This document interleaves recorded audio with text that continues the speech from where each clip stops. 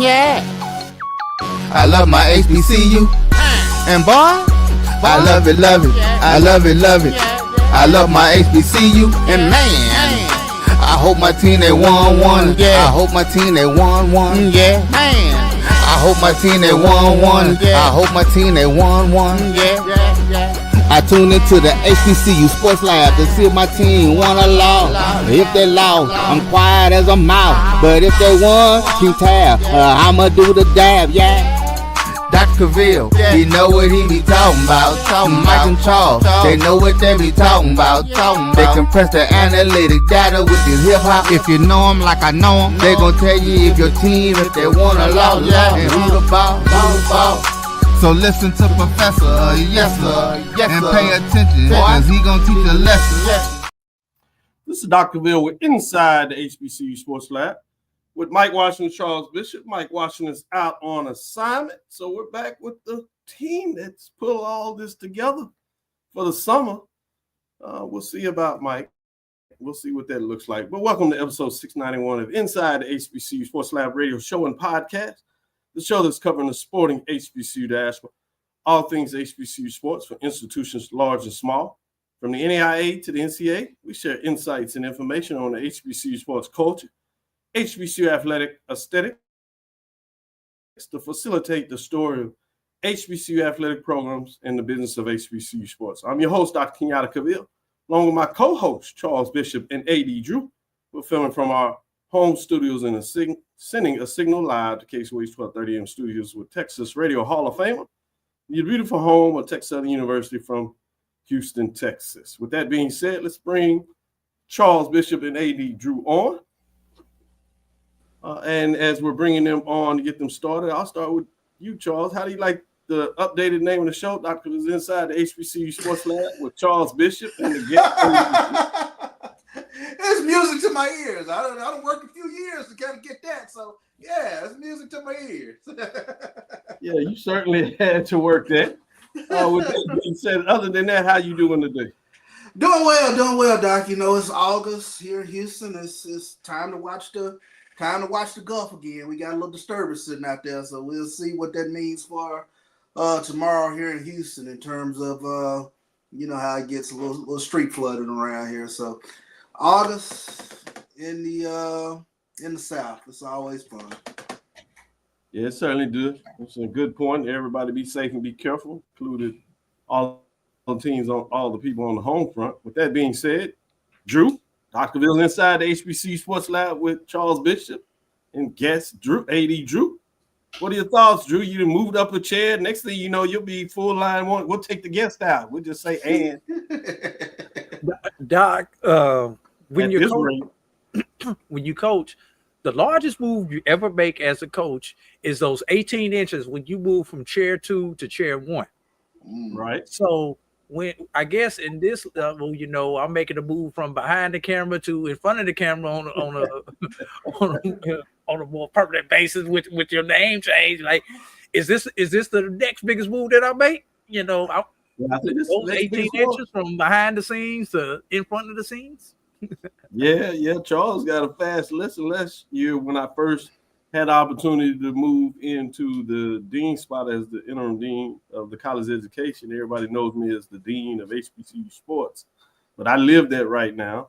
And we did have our opening faculty meeting. Charles was in there. Charles, grading my what did you think? Let me not lead you in there. What do you think of today?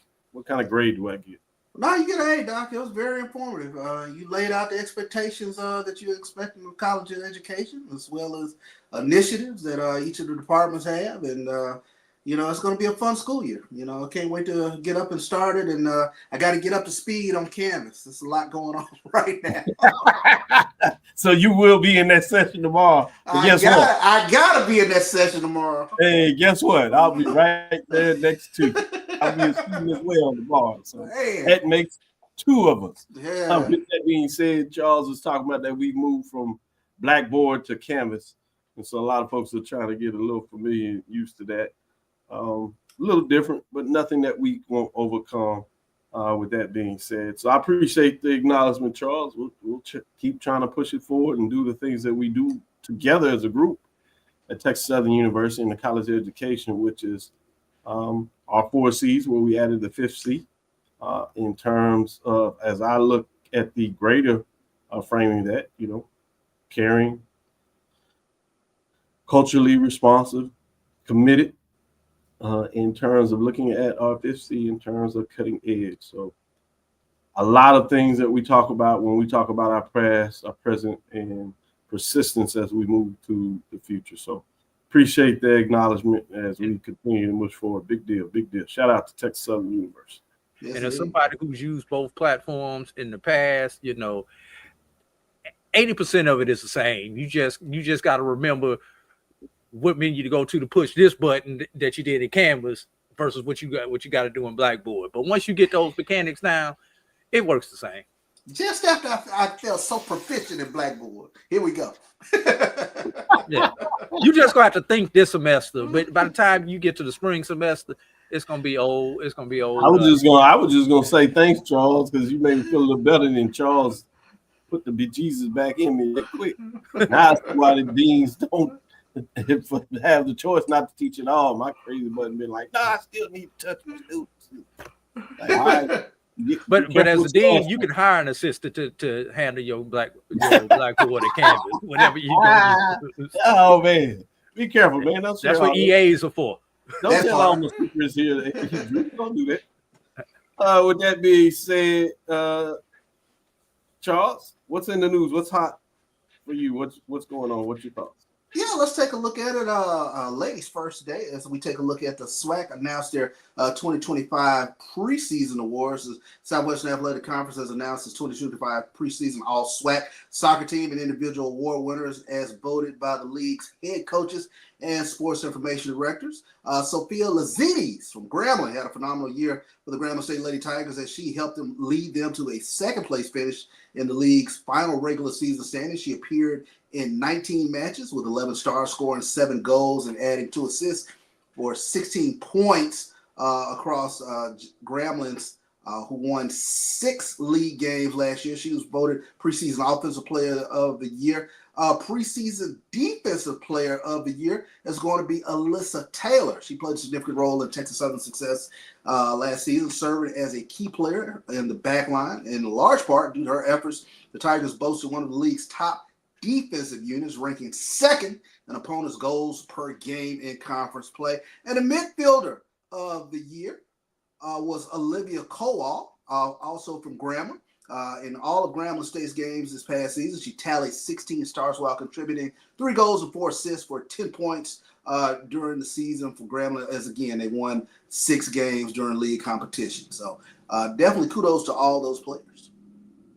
Good stuff. Congratulations to preseason all SWAC. I'm going to do a little love when you talk about that.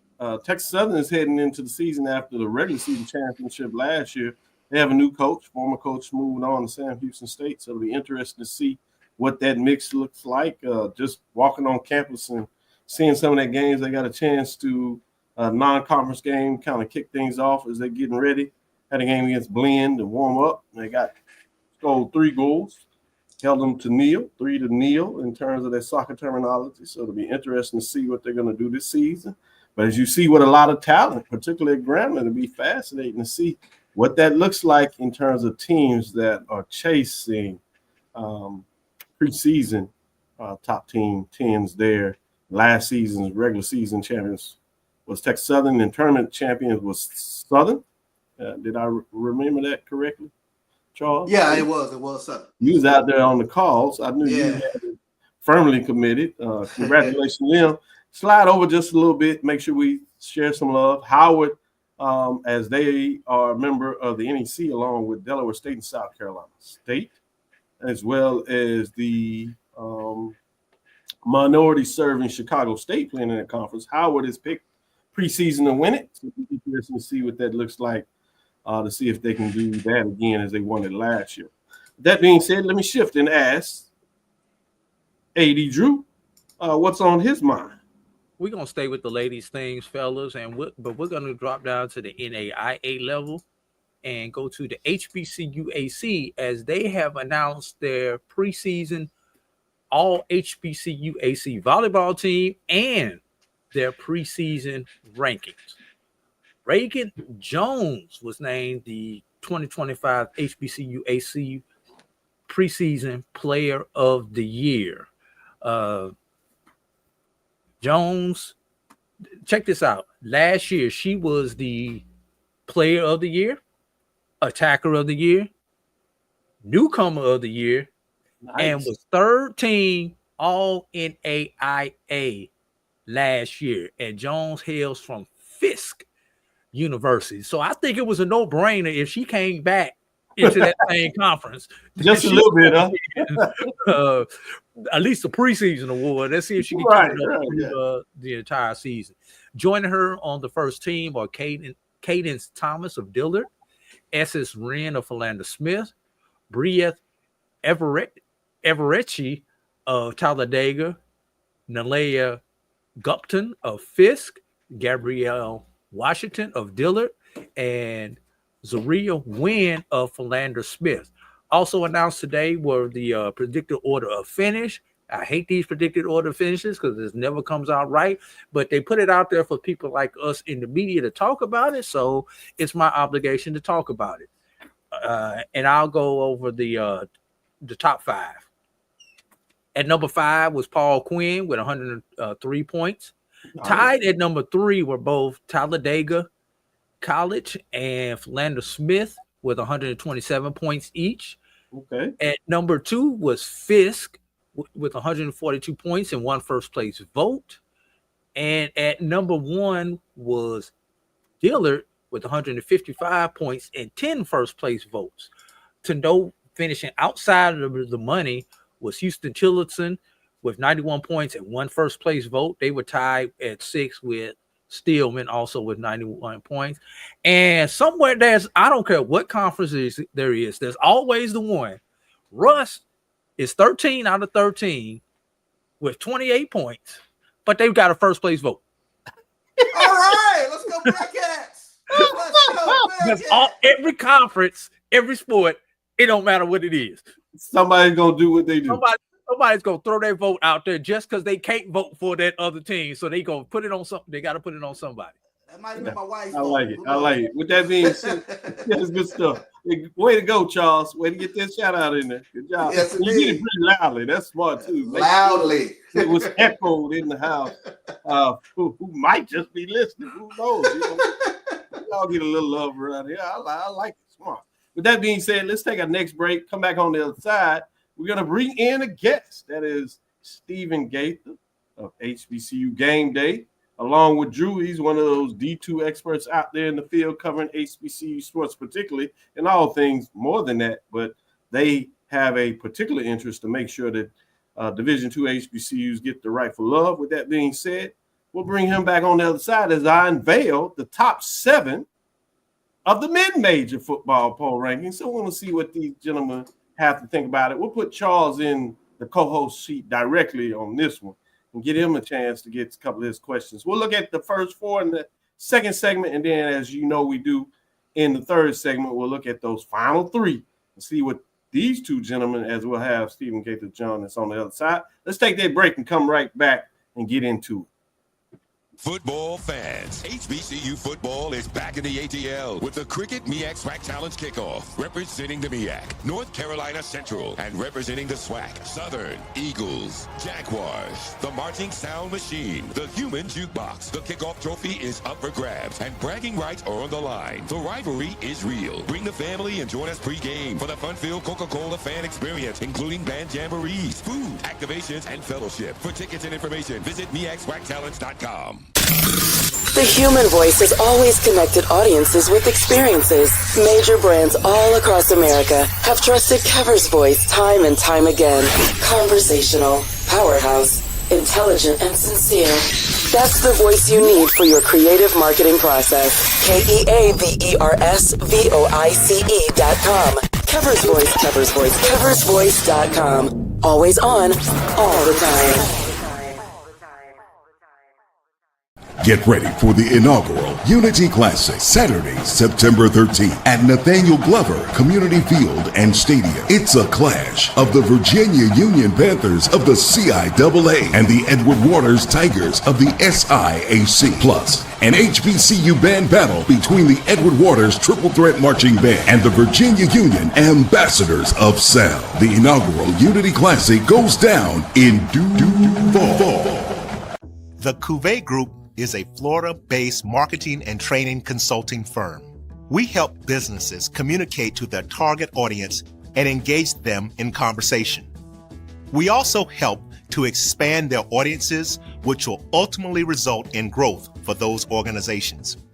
In addition to being a certified constant contact specialist, my colleagues and I are also certified in John Maxwell Leadership Principles. We use these proven principles to conduct workshops, training, and private coaching sessions for individuals and companies looking to take things to the next level. Contact us to schedule a free consultation. Issues today, don't delay, call Cavil. History? Yeah, we built that. Pride? We fuel that. And on August 30th, we run that. Two powerhouse HBCUs, Howard Bison, FAMU Rattlers, one legendary showdown under the Miami lights at Hard Rock Stadium. The energy unmatched. The culture undeniable. The vibes straight HBCU. 2025 Invesco QQQ Orange Blossom Classic. Get your tickets and book your hotel now at orangeblossomclassic.com. Saturday, August 30th at 4 p.m. in Miami Gardens. Compress the analytic data with your hip hop. If you know them like I know them, they gon' tell you if your team, if they wanna law, and who the ball. So listen to Professor, yes sir, and pay attention, cause he gon' teach a lesson. This is Dr. Bill with Inside the HBCU Sports Lab with Charles Bishop, A.D. Drew, and Stephen J. Gaither. Gaither, how you doing today, man?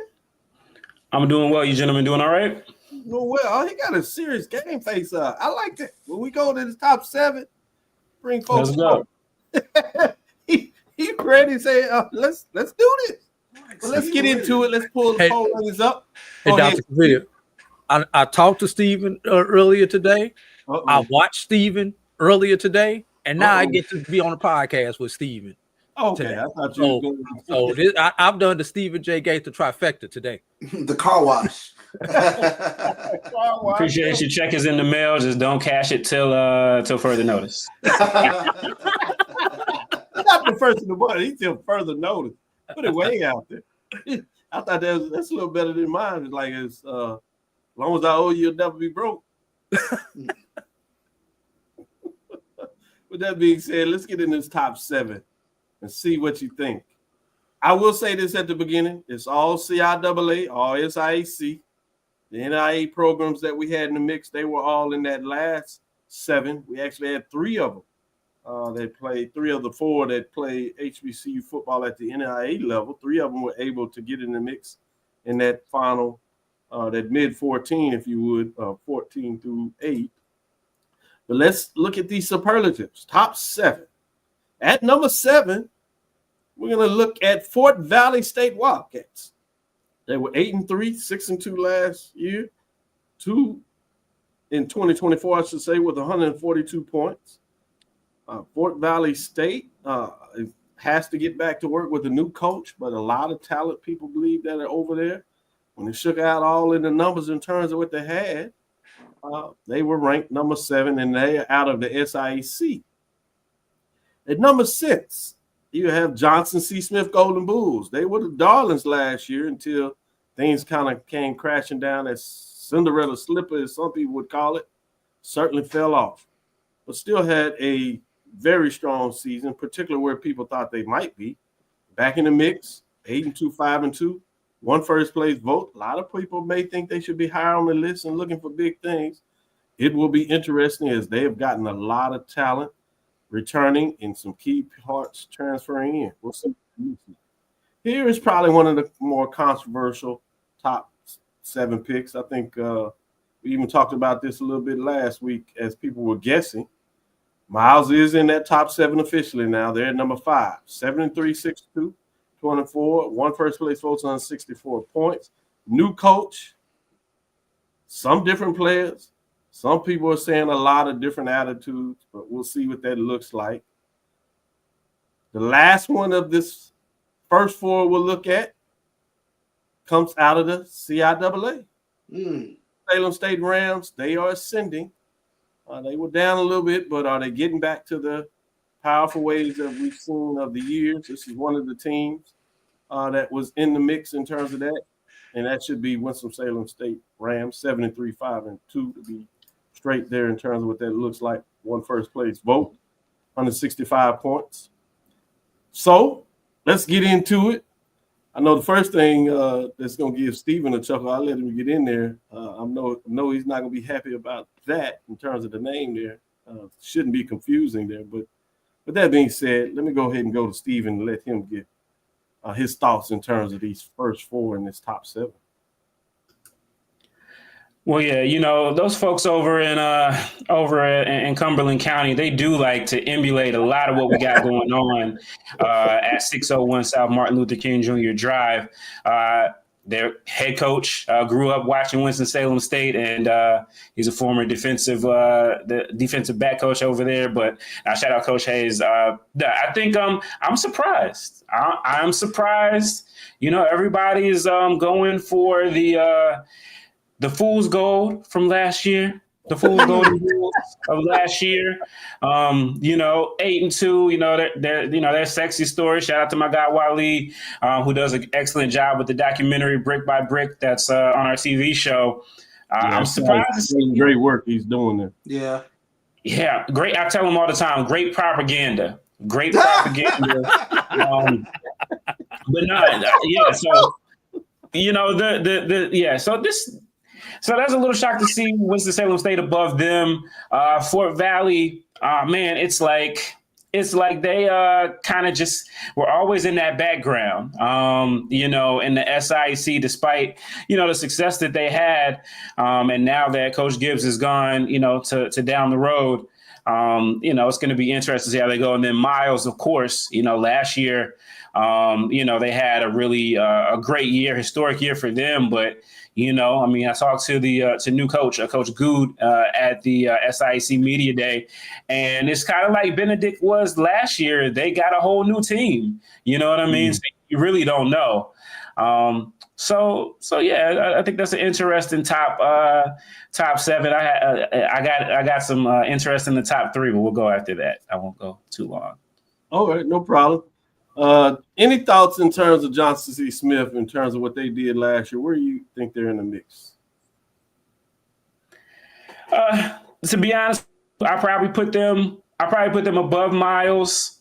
Okay. And honestly, I honestly probably put them above WSSU. That's fair. Because I'm going to say that there's one team that's above WSSU that should not be above WSSU, and I have my reasons why, but we'll get there.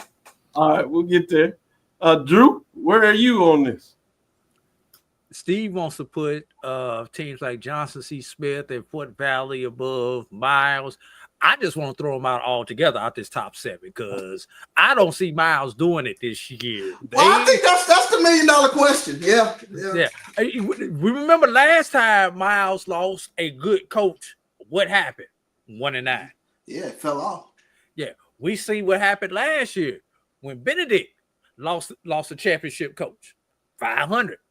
So to think for us to sit here and think, despite the success Miles, we saw it a couple of years ago. Now that you pointed out with Bowie State, it's been tough. I mean, it's tough. When you can anybody think when a championship level coach has left one of these programs at this level that there has not been a significant drop year one? Not at the Division II. You can go in with Jackson State, maybe.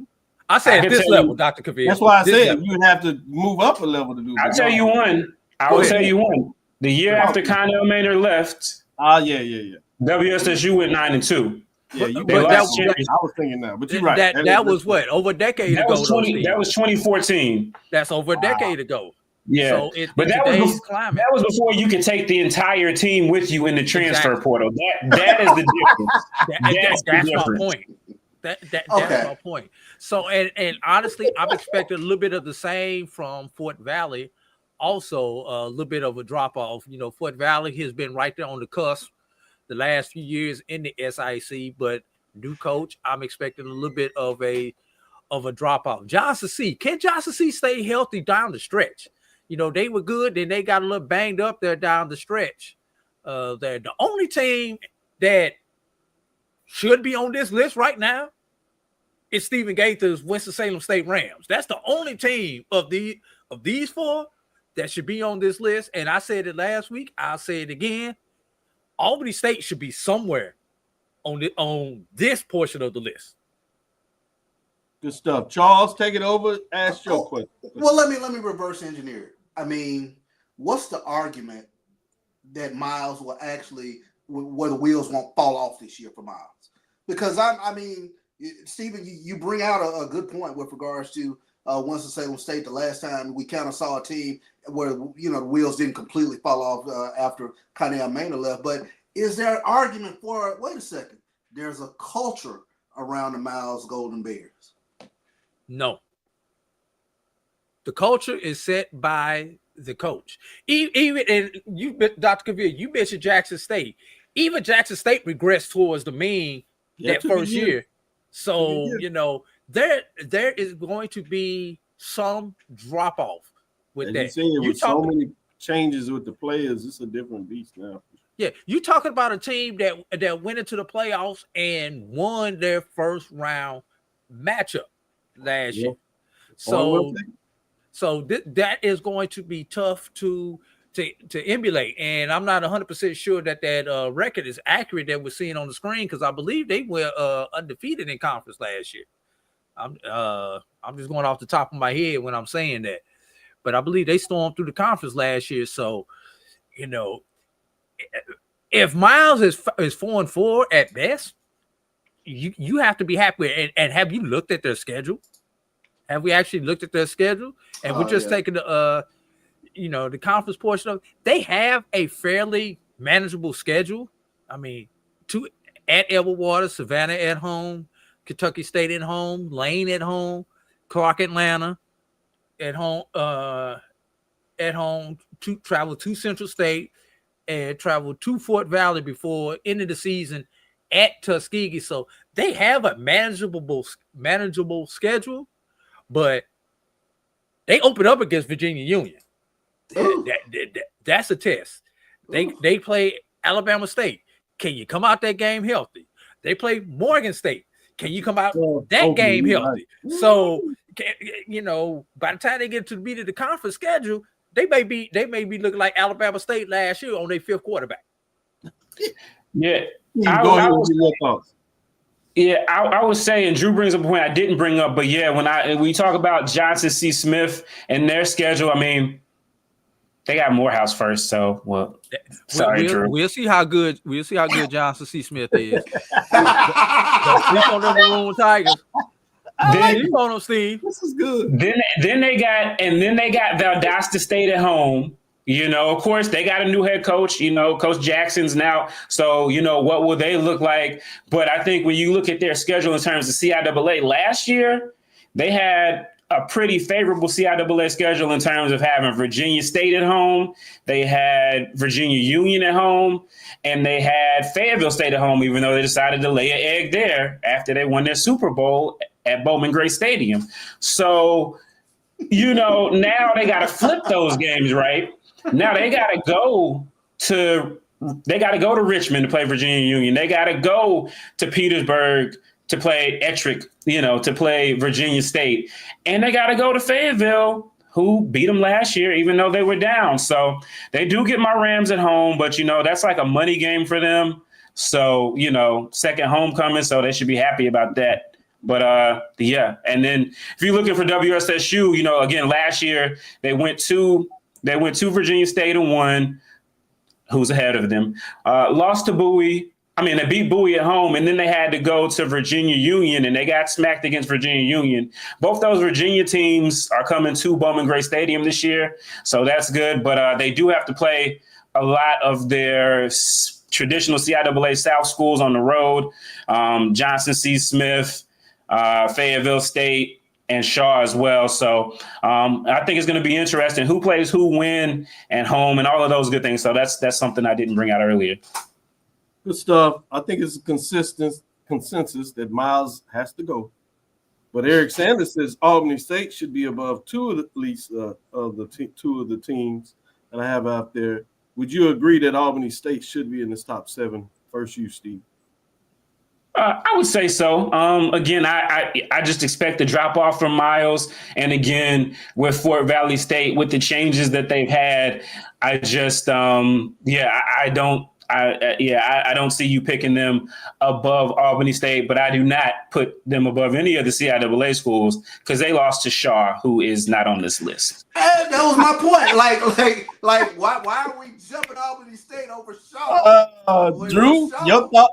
Let me get you with Albany State. Did you agree with Steven, or were you going in a different direction? Because he agree, but for different reasons. Okay. When is the last time Fort Valley beat Albany State? Okay. All right. So, that's the reason that I'm saying Albany State should be that's ahead a good reason. of Fort Valley, or at least on this list. Steve, damn it, I hate when you write, but yeah, when you throw that Shaw out there, that's like Valley and Fam. I can't argue with you on that one. So Shaw was 6-4, right? Yeah, which is a solid record, but they were behind Virginia Union, Virginia State, Winston-Salem State, Johnson C. Smith, and they lost. I think they lost to Livingstone. So there was 6-4 last year. That in the CIAA doesn't sound as good as it has been, but it was still 6-4. So, but the thing is, that 6-4 in the CIAA beat one of the top teams in the SIAC. I believe Albany State was number 3 in the SIAC. So that's why I say, yeah, but it's not exactly a bad loss to Livingstone, because Livingstone did knock out Johnson C. Smith. So. Yeah, I think that the thing with the SIC is they are just having a big talent drain, not only in the players but also the coaches. And you're not seeing CIAA coaches at this point go up. So, you got Dr. Alvin Parker, who has and we'll talk about it. His record's great.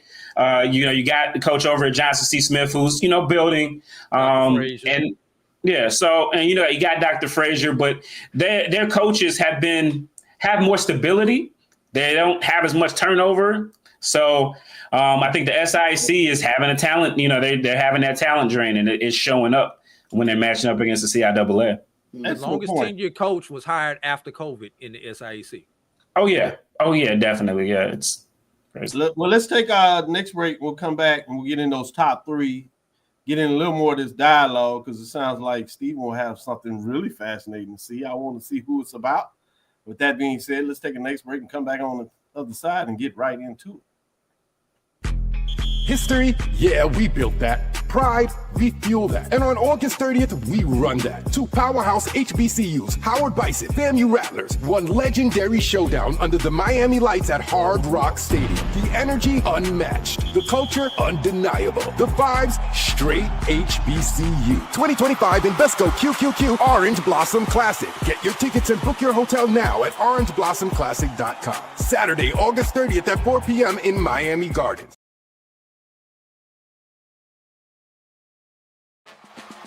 HBCU football fans, the Cricket MEAC SWAC Challenge Kickoff is celebrating 20 years this August. From Birmingham to Orlando to campus sites and now in Atlanta. The Cricket MEAC SWAC Challenge Kickoff has been a mainstay in HBCU athletics. 2 decades of providing a national platform on ESPN and now ABC for the finest HBCU programs in the country and some of the most talented players and coaches that have represented them. Forrest Jackson, Tariq Cohen, Javon Hargrave, Darius Leonard, Rod Broadway, Buddy Pugh, all have have left their mark on this storied event. This year, we celebrate by welcoming North Carolina Central and Southern to Atlanta, which has cemented its place as the HBCU football capital. Every team who participates in this event looks to start and finish their season in the A by gaining a spot in the Cricket Celebration Bowl. That, however, is earned by becoming conference champions, and it starts right here in Week 0. MEAC versus SWAC. The rivalry is real. Thank you for the last 20 years of support. The story never ends.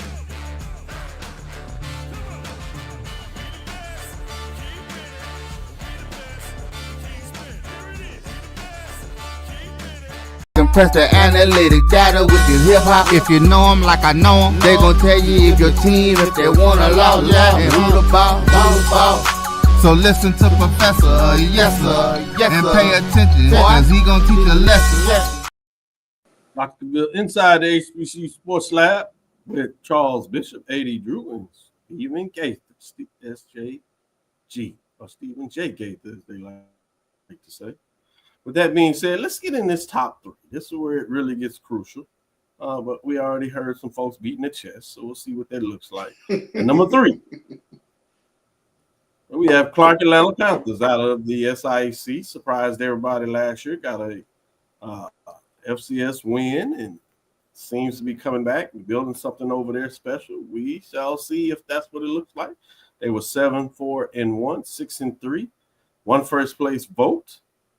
Let's move it to number 2. Virginia State Trojans, 8-2, 6-2. Dr. Henry Frazier III played in the championship game last year after beating Virginia Union at the end of the season, but could not do it twice to really make it magical. 2 first place votes, but they're just in the mix at number 2, bringing us to number 1. Drum roll. Shouldn't be any surprise to anybody. Dr. Coach Parker is back. As you would thought he would have got some looks last year from that vacancy in the CIAA, but I mean in the MEAC, I should say, but it looks like they decided to go the professional ranking, so it did not happen there.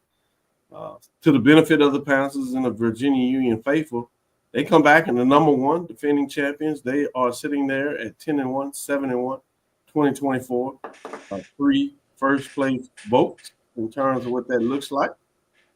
So let's take it away. I'm gonna go to you first, AD Drew. What are your thoughts on these top 3 teams in the magical top 7? No surprise that the 2 CIAA championship game participants are 1 and 2, considering their dominance over the SIAC last year. Once again, another team I expect to regress back towards the mean that's a stats term for all those people out there who don't know what that means. They come back down to normal. Clark Atlanta. I'm not saying they're going back to the pitiful Panthers that they have been in the past, but quarterback questions at quarterback. Although they did get this guy from Jackson State who's supposed to be their number 1 on the depth chart. At least that's what the rumors have. We shall see. But like I keep telling everybody, Jackson State let them go for a reason. So we'll just say that. Well, you have. I'm just saying, if he was all that, he would have been still back at Jackson State. But it is what it is. So he would have been FCS. But y'all want to put those people on the other end of the AUC. If y'all want to put y'all faith in that quarterback, go ahead. I'll take mine over yours any day of the week. All right. So it sounds like AD Drew does not believe in the rat poison this season. So let's see what Stephen Gaither this season, Dr. Cavil. Yeah, the rat gonna eat the wrong cheese this year. I'm gonna let Steve get in here before I tell you how some of these teams should be moved, Dr. Cavil. Good stuff. Go ahead, Steve. All right. I'm gonna give you some good stuff right here. All right, so Clark Atlanta. I don't have a problem. I do, but I don't have a problem. I just, team rap. Last year, you went out on a limb. We got the team rap poison quote, and they went out there and they did some good things. And in Coach Keaton, I trust. He has what he did at Allen, what he did at Stillman, and what he's done at Clark Atlanta. It's hard to bet against him. I don't hate it. I don't love it. I'm going to tell you how it could be rearranged. Virginia State, they're overrated. Whoa. Overrated. First off, VSU, the record you have up there is off. So it should be so they were 7-4, right? So they were 7-4 last year, and they, because you have to remember last year with the CIAA, there was, because St. Aug dropped out of football late, there was a hole in a lot of people's schedules, and a couple teams could not get an 8th game. So they only counted the last 7. They only counted. It was weird how they counted it. So Johnson C. Smith beat Virginia Union, and it counted as a win for Smith, but not a loss for Union. Sound like some old SIAC stuff. Exactly. And then Winston-Salem State went to Ettrick and beat Virginia State. And it counted as a win for WSSU, but not as a loss for VSU. So then we get into, actually, I have a slide. Can I this wasn't even, I didn't even know that this was something that I could do now here, but I'll ask if you guys can share this. Let's see if it'll let. Yeah. Yeah, it is. So Virginia State. So Virginia State got that 7. They got that 1 point. No. Listen. Because they're, again, you had them at 8-2. Go ahead. They beat up. Okay, so they lost to Winston. They beat Fayetteville State in a down year. They lost to Johnson C. Smith, close loss. Then after that, it was Cupcake City. It was Bowie State, down Bowie State, Elizabeth City State, and then they looked really good beating up on Bluefield State, who got 91 points put on them by Virginia Union, and Lincoln, everybody's punching bag. They put up 55 on them. Then they get Virginia Union, who just put up 91 against Bluefield State, and they were already in the CIAA championship game. So anyway, Virginia State's overrated. They're overrated based off what they did last year. They should be lower. So that, I just wanted to bring that. But yeah. So Virginia Union and Johnson C. Smith should be your 1 and 2. If you want to put Clark Atlanta there, just for the sake of having an SIAC team there, I don't hate that. So I keep them at 3. I keep Winston at 4. And then we go from there. That will be my top 5. But yeah, I'll probably knock VSU to right down below Winston-Salem State. And there we go. Charles, I think you got beat up enough, but ask your question. What is it that I'm missing with Virginia Union? Because I see that they're number 1, but how do you replace 2,000 yards and 27 touchdowns? Jada Byers is not there anymore. And it's kind of the same argument that I made Tuesday in regards to Jackson State and Irv Mulligan. It's going to be a different looking team. When that hammer isn't in the backfield anymore. So how do we reconcile Virginia Union having enough ammunition to still be coming in number 1? I think the thing with Virginia Union, again, they have Coach Parker, and they were not caught unaware that they would not have Jada Byers, right? And because you talked about culture earlier, and I think when you do keep the coach there, you do get the chance to maintain that culture a bit, even as we live in this transfer portal world. So they got another guy by the name of Curtis Allen, really good back. He might not be Jada Byers, who is, But hey, who's to say in that offense that he can't run for, another 15, 16, 1,700 yards? I just think that Coach Parker has things going. This is year 8 for him. I believe year 8 for him. And I think he's only lost 15 games total. So he's got his sauce cooking right now. And they are the best right now in D2 HBCU football until somebody else proves it. I know Johnson C. Smith did get the win over them. That didn't count for VUU, but I just think that they were overall a better team, and it showed when they got into postseason. And they didn't just show up there; they actually, won games and made some noise. So I think they get the benefit of the doubt here with the system. Drew, go ahead and give your thoughts on Charles' question. Virginia Union, once again, no problem. Everybody else is playing for second best. I mean, coming into this preseason, that's it. I'm going to be honest with you. I don't like anybody else besides Virginia Union on this list to finish where they are. These teams could, at the end of the year, be on this list. And some of these teams could be on that list of the teams that we did not see, Dr. Cavil. That's how fluid I think some of this will be. I think everybody outside of Virginia Union will be considered average to above average. I don't think any of these teams could be calling themselves great. I'm still on the Albany State bandwagon. I think Albany State should be on this list.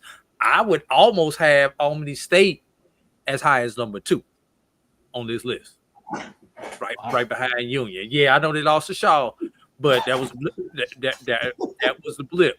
I really do expect a lot of good stuff out of Coach Quinn down there this year. Winston should be there.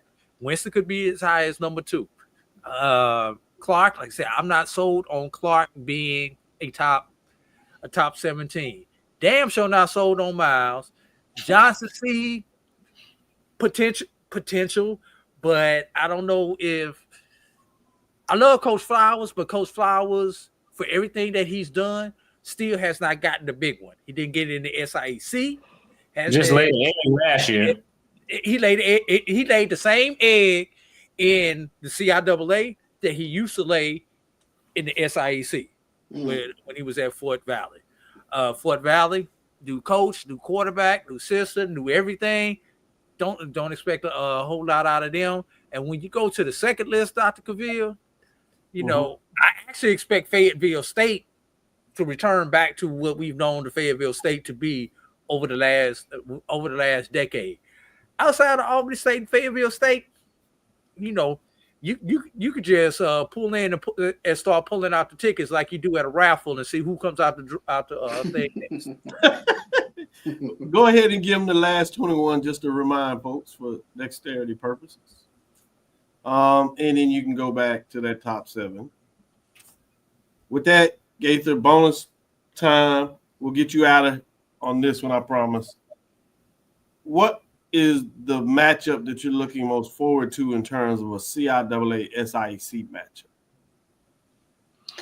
I mean, it'd be pretty easy to say WSSU and Tuskegee. Both of them have had respective. That's what I'm looking forward to. So I don't think you have to be biased here. I think. Yeah, I mean, both of those teams have had championship droughts for them, and so I think it's definitely going to be important for both coaches. Like you said, to get that win. I know Tuskegee, they have a great tradition, and Coach James is a hometown hero, but I know he's going to be under pressure to get them to back to championship form. And then over here at Winston, Coach Massey, he's entering into year 4 as the full-time head coach, plus the 2 interim seasons that he had as well. After last year, they showed a lot of promise, but they came up short in big moments. They got the most expensive tickets in the CIAA and I believe in Division II football. They got 30 plus scholarships this year, whereas a while back they were in the 20s. If not now, when? made a lot of people laugh when I said a couple weeks ago, championship or bust. But I do believe in Winston-Salem. It's championship or bust because it's time to put the wins back in Winston. Damn, that's some Jackson State swagger. Woo.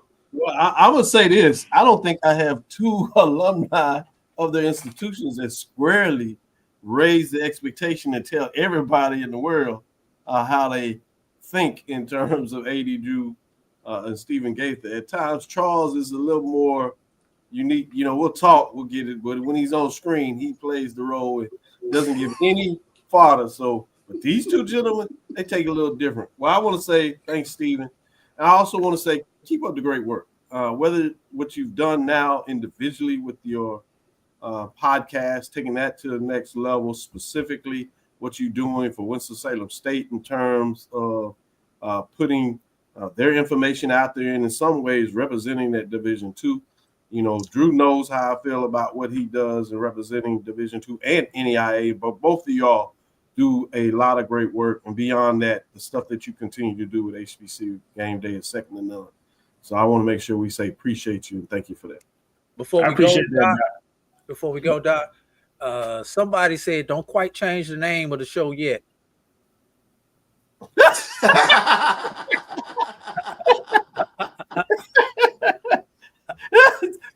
Mike said he got a red shirt here. All right, I got you. He coming back off of injury. I got it, Charles. Pick your head up. It's all right. We'll be right back after this break. Charles and Drew and I will get into some discussion in terms of what games we look forward to. If money was not an issue, schedule wasn't an issue, what games would we love to be and see what is on their list?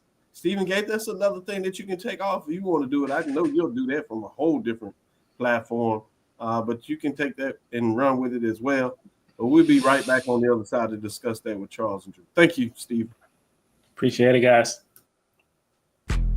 History? Yeah, we built that. Pride? We fuel that. And on August 30th, we run that. Two powerhouse HBCUs, Howard Bison, FAMU Rattlers, one legendary showdown under the Miami lights at Hard Rock Stadium. The energy unmatched. The culture undeniable. The vibes straight HBCU. 2025 Invesco QQQ Orange Blossom Classic. Get your tickets and book your hotel now at orangeblossomclassic.com. Saturday, August 30th at 4 p.m. in Miami Gardens. Thank you guys for what you do for HBCU athletics. This is a fantastic avenue for all of us. This is our ESPN, so we love what you guys do. Brian, AD, Roy, all you guys at BCSN. We really appreciate what it is that you guys do for us.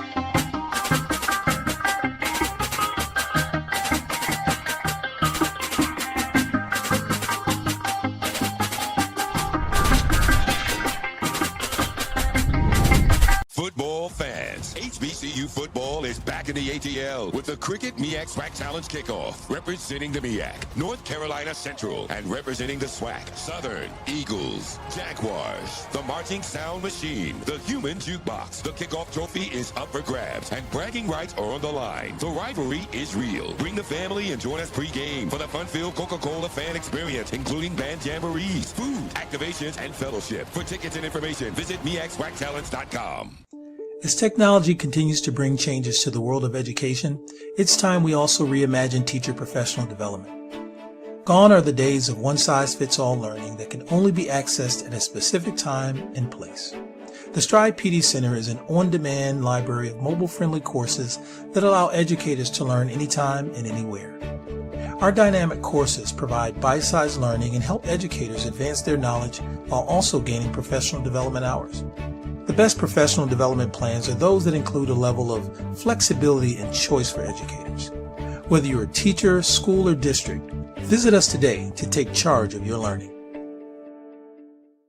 Get ready for the inaugural Unity Classic, Saturday, September 13th at Nathaniel Glover Community Field and Stadium. It's a clash of the Virginia Union Panthers of the CIAA and the Edward Waters Tigers of the SIAC. Plus, an HBCU band battle between the Edward Waters Triple Threat Marching Band and the Virginia Union Ambassadors of Sound. The inaugural Unity Classic goes down in Duval. Compress the analytic data with your hip-hop. If you know them like I know them, they gon' tell you if your team, if they wanna loud, and who the ball. So listen to Professor, yes sir, and pay attention, cause he gonna teach a lesson. This is Dr. Cavil with Inside the HBCU Sports Lab. As we get into this last segment, I wanted to set this up a little bit. This is a segment where I want to talk about where, financial stewardship is not a problem. Time allocation is not a problem. Your ability to get where you need to get to is not a problem either. With that being said, let's just set it up. What would be your number one game that you would want to watch this season and why? Charles, I'm going to make you wait a little bit.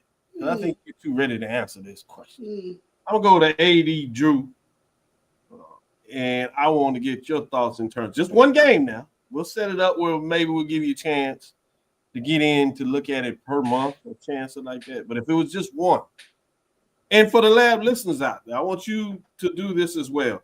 This can't be a homecoming game. We can look at that separately, but this cannot be a homecoming game. It can't be your team's game. It has to be something that you're going to see another game that is not your team that you follow. With that being said, we've set it up. Thank you for the qualifier. Yes. Let's qualify that. 80 Drew. What is that? You just killed me on that because I was going to pick my alma mater, Tuskegee, traveling to Jackson State, and I was going to pick that. Can I still run down? No, you can't take that. Okay.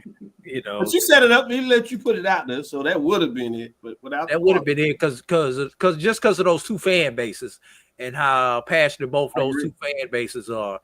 And the first time that they met, and I don't know if it was the last time those two teams played, but I remember when Tuskegee went down and beat Jackson State about a decade ago. But since you took that one, I am going to have to go with a game on that same day, Dr. Cavil, because it's a renewed rivalry, one that should be played a little more, and that's going to be Tennessee State and Alabama A&M. Yeah, I like that. So that schools are only maybe 90 miles apart from each other. Very true. So just something intrigues me about that one. We know. I hope it's not a train wreck, and the people from the Tigers actually show up and support their team in Nissan.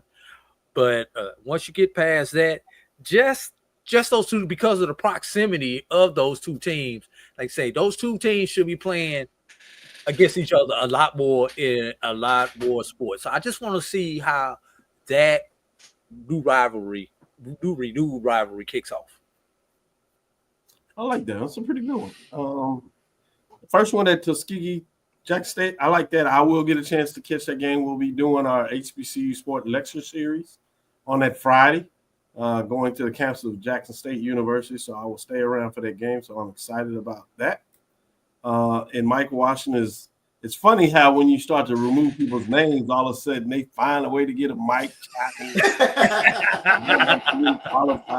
right, Mike, chill out. We'll come back to you. I love it. Go ahead, Mike. Even with the qualifiers, Mike, tell us which teams you're going to watch. But while Mike is figuring that out, Charles, what is yours? I think two games that really intrigue me, and it's because of where they are within the season and what could be on the line.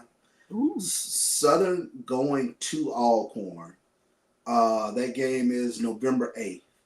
That's one, and we know how electric the reservation is when something is on the line, and you got a team like Southern coming in. We saw what that was like in the SWAC championship back when Alcorn had their run. That place was wide open. And then my MEAC qualifier, and this one here, November 22nd. It could be an interesting one. North Carolina Central on the road taking on Morgan State. Ooh, quietly. That could be one to keep an eye on. I can see if North Carolina Central can get past South Carolina State. And Morgan State gets a little running about themselves. Even if they have one loss, that game could all of a sudden not only be a big one, it would be extremely important. Mm-hmm. So you said November, Charles, and when's both of those games in November? Yeah, Alcorn, Southern and Alcorn, November 8th and November 22nd. I think it's fascinating because you picked conference games. So I like that, which is unique when you look at it that way. Drew picked a game that you would think would be a rivalry game. Some people would say rivalry in terms of vicinity with that, but they don't play a lot. I mean, it's a renewed, it is a 4-year contract, so see how that looks for it. So I like that in terms of a non-conference game from that perspective. That one is in September. Is that correct? Yes, September 13th. So I'm going to ask you, Charles, if you had to pick a game in September, right? So now I'm throwing more money on you. You still have your November game. I'm going to ask you September, and then, Drew, you can start looking at yours because I'm going to ask you November. Then we'll come back and ask both of you about an October game as well. So, Charles, September game that would be a must-see if you didn't have to worry about constraints. Well, another conference game, September 27th. I love to be in Tallahassee for Alabama State and Florida A&M. No, yeah, I can see that. I'd get on your jet for that one too, Charles. Yeah. Allow a friend to take care of some of that money you got and maybe feed me. I'm joining you. We out. We live in Houston. You tell me where to be. Yeah, I'll travel, be wine, and food. You got to do all three. Yeah. But Mike got us into that wine for sure. Yeah. Big shout out to Mike on that one for real. Drew, take you to November. Yeah. What direction you going? I'm going to probably going to have to be a conference game since I pushed you in November. Yeah, I'm going to Division 2 though, and let me set this up. I'm picking this game because I don't expect what you would normally pick if you go to the CIAA, which would be Union and State, would normally be the game you pick. But I don't think State is going to be quite the position where they were able to backdoor their way in last year due to their Johnson C. Smith loss. So with State being out of the money, Johnson C. being out of the money, I think the matchup is going to be that Winston-Salem and Fayetteville game on November 8th. I think that is going to be the game that's going to determine the second spot in the CIAA championship game. Well, Stephen Gaither certainly would love to hear that in terms of Winston-Salem style. He'd probably be frustrating to hear it's against Fayetteville State, but if they get the win, it would really be all good as he start calling out street numbers and names in terms of that matchup. We got an Alabama State, Alabama A&M Magic City Classic. We got Alabama State Southern. Talking about some of those folks out there. Good choices. Keep them coming. So now we're going to set you up. Final one here. Now you both got to get to a game in October. This is where things kind of start off. You have probably an option here, mainly conference, but you can still have a couple of non-conference games that you might be able to play with a little bit. You also get in the point where you can lead into maybe a classic or two, but I want to be interested to see what direction you go. The challenge here is October, a lot of homecoming, so you got to stay away from the homecoming. Oh, I'm going to give you a bonus. I'm going to open it up because Mike said too many qualifiers, so you can use it as a homecoming. Since this is perennial homecoming time, this is a chance where you can pick a game. And in fact, let's add that to it. It has to be a homecoming matchup that you want to see in October. Charles? Jihad, South Carolina State, North Carolina A&T. Woo, that is a good one for a lot of different reasons. Yeah, I can see that. I like that. Even if it wasn't necessarily a homecoming, that would be an intriguing one to see to some degree. There's some concerns about A&T. Are they going to be able to right the ship? But at least you got a new steward at the hat so you can get a little interest in it. As the front part of the season, that may not be as interesting, but when you put homecoming, regardless, it works. I like that. Drew, what is yours for October? See, you got me when you said I had to pick a homecoming because the game. Tell me what you were gonna pick, and then let's do homecoming. I was going to pick a game that got moved into October, which is the Delaware State and Norfolk State at the Link, which is October 30th. You know, that game was originally scheduled for November 1. So just to see what kind of support did these two teams get on this neutral site with the two former Eagles coming in to face each other. But if I have to pick a homecoming game, I'm going to pick a train wreck for homecoming. You know, Albany State is playing Tuskegee for homecoming. Ooh. So just to see, because Tuskegee people will get down and travel down to Albany and take over the Golden Rams homecoming. So, and they didn't really have a whole lot of choice because it was either Clark Atlanta the week before or Tuskegee that week. So it's kind of tough there to figure out to play for homecoming, but just playing Tuskegee for homecoming. When is FAM's homecoming? 18th. Not the I believe FAM is the 18th. Ooh, they got all going up for homecoming? Yes, sir. Oh, all right. And the week before, that makes it go up a little more for you when you talk about that. Yeah, good stuff. And then the week before they got Central. Ooh. Yeah. Oh yeah. Hey, good thing both of Central's at home also. Yep. Yeah, good stuff. Good stuff. Good matchups. Great talking. With that being said, thank you. Go ahead, Drew. I was going to say, and Alcorn is coming off a bye week against Lincoln of California. Yeah, it is a bye week. That's 2 bye weeks. You wrong for that. Point well taken. With that being said, we're going to bring it to a close. Thank you for listening to Inside the HBCU Sports Lab. Make sure you share our podcast with your friends and colleagues. I am Dr. Kenyatta Cavil, the Dean of HBCU Sports, coming from inside the lab in the College of HBCU Sports with Mike Washington, Charles Bishop. Shout out to Mike Washington. He got in here and at least being able to give us some content. So we want to thank him for that. I want to reach out to Stephen J. Gaither in terms of his thoughts and making sure he showed us some love. So we want to thank him. If you would, go back to sneaker.com. What do you put up there? Oh, Texas Southern. Yeah. That is our Tennessee State. Man, that's our Tennessee State for homecoming. Yeah. But wait a second. Quick qualifier. What's the one game everybody wants to watch this season? Yeah. Put up one by it. When you put up your next one, so we get your comments as we're closing this out. Put up a one by it and list your number one game. Go back to that first question we put out there. What is your number one game that you want to see this season? And we won't have any qualifiers on it. Just put it up there. Number one, put your number one game that is a must-see for you. Can I tell you mine right quick? Yeah. Number one game, Magic City. That's a good one. I think that's going to be – I think that besides the fact that it is Magic City, I think that's going to play a big factor in the East. Charles, that's an elimination game for somebody. Yeah, it is for sure. Do you want to give yours? November 1, Tiger Nation comes down to Bragg.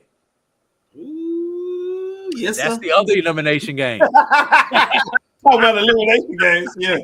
Oh, good stuff. Let me keep going before we be here all night. Again, we want to thank you for listening. Dr. Cavill's Inside the HBCU Sports Lab with Mike Washington, Charles Bishop, every Tuesday and Thursday at 6 o'clock Central Standard Time.